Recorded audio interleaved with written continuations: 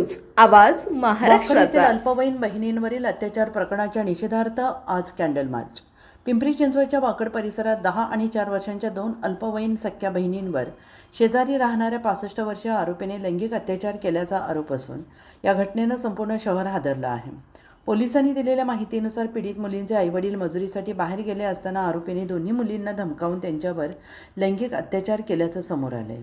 शेजारी राहणाऱ्या एका जागरूक महिलेच्या सतर्कतेमुळे हा प्रकार उघडकीस आलाय। त्यानंतर पीडित मुलींच्या आईने मुलींशी संवाद साधला असता संपूर्ण घटना समोर आली आहे आणि यानंतर वाकड पोलीस ठाण्यात तातडीनं तक्रार दाखल करण्यात आली। तक्रार मिळताच वाकड पोलिसांनी तात्काळ कारवाई करून आरोपीला अटक केली। प्रकरणाचा पुढील तपास सुरू आहे। अल्पवयीन पीडितांची ओळख कायद्यानुसार गोपनीय ठेवण्यात आलेली आहे आणि या अमानुष घटनेच्या निषेधार्थ आज सायंकाळी 5 वाजता नरसिंह चौक ताथवडे येथून छत्रपती शिवाजी महाराज स्मारक डांगे चौक येथे समारोप होणारा कॅन्डल मार्च आयोजित करण्यात आला आहे। सुरुवातीला तर आपण नरसिंह चौक ताथवडे इथून सर्व समाजाने नागरिकांनी जमा व्हायचे। तिथून आपण शांततापूर्व निषेध मोर्चा काढतोय। तो या मागण्यांकरता की लवकरात लवकर जो आरोपी आहे त्या दोषी आरोपीला जी काही शिक्षा घोषित करणार आहे ती लवकरात लवकर फास्ट ट्रॅकवरती ही केस घ्यावी आणि त्या पीडित जी मुलगी आहे तिला आणि तिच्या कुटुंबियांना न्याय हा भेटून देण्यासाठीचा हा लढा आहे। याच्यामधनं आम्हाला एकच सांगायचं आहे की आमच्या प्रत्येक लेकी बाळी ह्या असुरक्षित आहे। सध्या सरकारने असा ठोस काहीतरी कायदा आणि कुठला तरी असा एक शिक्षा आणली पाहिजे जेणेकरून अशा प्रवृत्तीच्या नराधमांना ती वचक बसली पाहिजे, त्यांच्या मनामध्ये भीती निर्माण झाली पाहिजे आणि परत कुठल्या माता भगिनी आणि लेकीबाळीला त्यांनी हात लावताना 1,00,000 वेळा विचार केला पाहिजे। हे कृत्य असं परत घडता कामा नये यासाठीचा शांततापूर्व नागरिकांचा हा जनआक्रोश मोर्चा असणार आहे।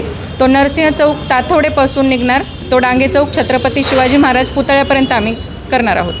किती वाजता? सायंकाळी 5 वाजता या मोर्चाची सुरुवात होईल। ही जी घटना आज ह्या वाकड पोलीस स्टेशनच्या हद्दीमध्ये जिथं घडलेली आहे ती पुन्हा एकदा महाराष्ट्राला लाजीर वाटण अशी ही घटना घडलेली आहे। कारण की एक 64 वर्षाच्या पुरुषांनी एक 4 वर्ष आणि एक 10 वर्ष दोन्ही बहिणी असतात। त्यांचे जेव्हा आईवडील बाहेर जात असताना त्यांनी ह्याच्या हौसासाठी ह्या मुलींचं लैंगिक शोषण कितीतरी महिन्यापासून हा नराधम करत होता। आज ही जी घटना जशी उघडीस आली व सगळ्यांच्या समोरमध्ये आली त्याच्यामुळे ही त्या नराधमाला आज आपण पोलीस स्टेशनमध्ये साहेबांनी सर्व गुन्हे ॲट्रॉसिटी ॲक्टचा गुन्हा फॉस्को 376 असे कलम त्याच्यावर ॲड केलेले आहेत।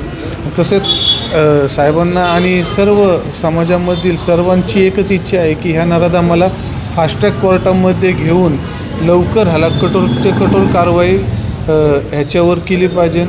10 ते 15 दिवसांमध्ये ह्या पोलीस स्टेशनमधून ही चार्जशीट जमा झाली पाहिजे आणि उद्या सर्व आमचे सर्व बांधव सर्व भारतीय आम्ही सर्व एकत्र येऊन उद्या ताथवडे येथे नरसिंह चौकापासून तर डांगे चौकामध्ये श्री छत्रपती शिवाजी महाराज पुतळ्यापर्यंत आम्ही सर्वजण येणार आहोत। कारण की ही जी घटना आहे आता आपण शांत बसता कामा नये, जेणेकरून आपल्या लहान लहान मुलींचं पण फ्युचर म्हणा किंवा त्यांची सेफ्टी आज आपण घेतली पाहिजे आणि ह्या नराधमाला जी कठोर कारवाई होईल तीच पुढं समाजामध्ये कठोरात काय कारवाई झाली पाहिजे? फाशी झाली पाहिजे, फाशी झाली पाहिजे जेणेकरून जसं नसरापूरच्या आरोपीला जशी फाशी झाली तरी अशी ह्याला पण फाशी झाली पाहिजे। कारण की काय कोण कुठल्या समाजाचा असो किंवा काय असो त्याला कठोर कारवाई झाली पाहिजे। आज आम्ही सर्वच समाजातील उद्या आम्ही सर्वजण येणार आहोत। कारण की हे एकाचा सेफ्टी नाही, ह्या महिलांचा आणि मुलींचा हे वाढते गुन्हेगारी वाढत असल्यामुळे किंवा हे जे कृत्य झाले आहे त्याचा निषेध करून आम्ही सर्वजण एकत्र येत आहोत। उद्या सायंकाळी 5 वाजता नरसिंह चौक ते ताथवडे आपण सर्वांनी त्या दलित कुटुंबाच्या सोबत आपण सर्वजण सोबत राहू आणि त्यांना न्याय देण्यासाठी आपण सर्व त्यांच्यासोबत राहून थांबू। जय भीम। करते की उद्या जो मोर्चा होणार आहे तो एका कुटुंबियाचा नसून आपल्या महिलांच्या अस्तित्वाचा असेल.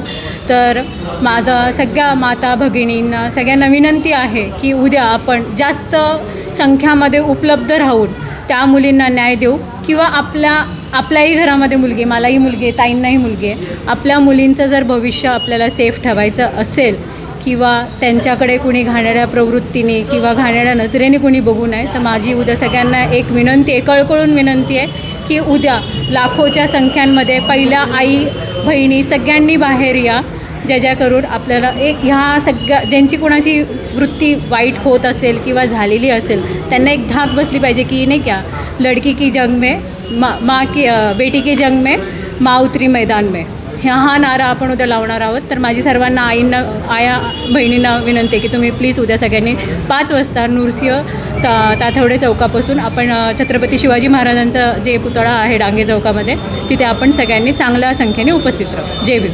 काय सांगा, एकंदरीत 4 वर्षाची मुलगी आहे ती आणि 4 वर्षाच्या मुलगीवरती अत्याचार होते.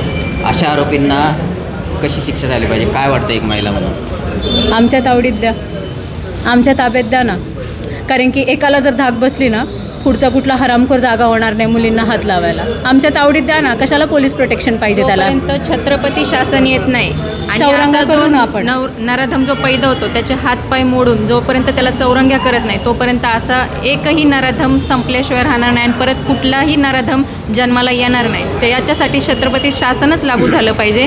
आम्हाला शासनाला विनंती आहे की आमच्या माता भगिनी आणि आमच्या लेकीबाळीच्या संरक्षणासाठी छत्रपती शासन त्यांनी लागू करावं. एकदा आमच्या तावडीत देऊन बघा, पुन्हा कुणाची अशी नजर होणार नाही परत कुठल्या आई बहिणींकडे बघायची. शक्ती कायदा अंमलात आणण्यासाठी पावले उचलली गेली होती, मात्र तो कायदा जो आहे तो कागदावरच ठेवला गेला आहे. त्यामुळे अनेक आरोपी जे आहेत ते राजगसपणे कृत्य करतात आणि नंतर जामिनावर बाहेर येतात. काय वाटतंय?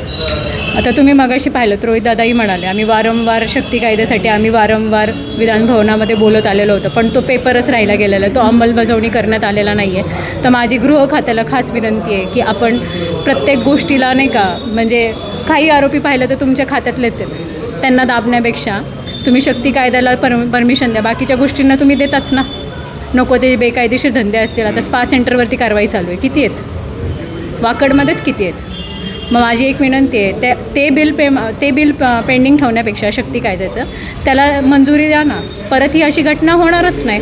ज्या चांगल्या गोष्टी आहेत त्या तुम्हाला नको आहेत, ज्या वाईट गोष्टी आहेत त्या तुम्हाला पाहिजेत. पुणे तसेच पिंपरी चिंचवड आणि महाराष्ट्रातील महत्त्वाच्या आणि ताज्या बातम्या पाहण्यासाठी महाराष्ट्र 18 न्यूज चॅनलला यूट्यूबवर सबस्क्राईब करा आणि बेल आयकॉन प्रेस करा.